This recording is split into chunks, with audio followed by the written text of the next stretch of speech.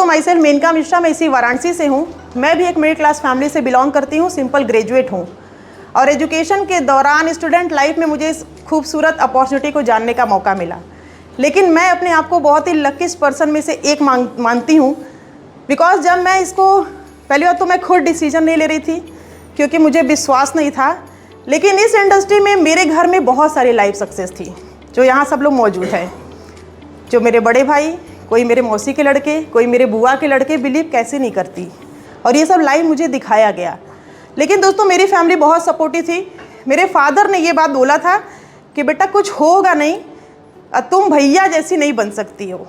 तो हमको लगा कि भैया बहुत वेल एजुकेटेड होंगे, एचडी पीएचडी किए होंगे, मैं तो सिंपल ग्रेजुएट हूँ।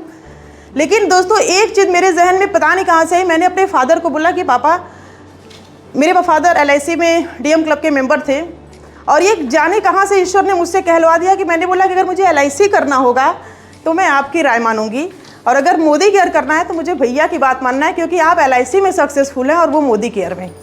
आप में से बहुत सारे लोग ऐसे हैं जो बहुत सारे लोग प्लान डेमो दिखाते हैं, वो इस इंडस्ट्री में बहुत सक्सेसफुल है, उनका अचीवमेंट है, लेकिन वो राय लेते हैं अपने उन फैमिली मेम्बर्स का जिनको मोदी केयर का ABCD भी नहीं पता होता है। मेरे साथ ऐसा नहीं हुआ दोस्तों। बिलीव हुआ, मैंने करना शुरू किया। 2-4 महीने बहुत ठीक ठाक था, 100-200, लेकिन इस मामले में लकी हूँ, मेरा पहला चेक आया था 1121 रुपये का। लोगों का आता है 100, 150, 105। और छठे महीने से मेरा अचीवमेंट बहुत बड़ा हो गया, जो सब लोग जाने लगे। कनेक्ट मैगजीन में मैं आ गई, मैं पहली फॉरेन ट्रिप अचीव की। मोदी केयर ने मुझे एक्टिवा दिया। क्या ये कारवा आप कभी रुकता? और कोविड के फर्स्ट फेज में इतनी क्रूशियल कंडीशन में मोदी केयर ने मुझे हुंडई वेरना टॉप मॉडल दिया। अब कैसे रुकेगा? दोस्तों नेशनल ट्रिप की कोई काउंटिंग नहीं है। आज हर साल इंटरनेशनल ट्रिप करती हूँ, Singapore, Malaysia, Dubai, Thailand, Bangkok, पटाया, अभी नेक्स्ट मलेशिया, सारी ट्रिप कंटिन्यू चल रहा है। This is power of only Modi care. लेकिन कुछ चीज़ें मैं इसको बहुत फॉलो करती हूँ दोस्तों। अगर मैं इस बिजनेस में टिक पाई हूँ तो ये बात सच है, जैसे जनता मैम कह रही थी और लोग भी कहते हैं, अगर पांडे सर नहीं होते तो शायद मैं भी नहीं टिक पाती।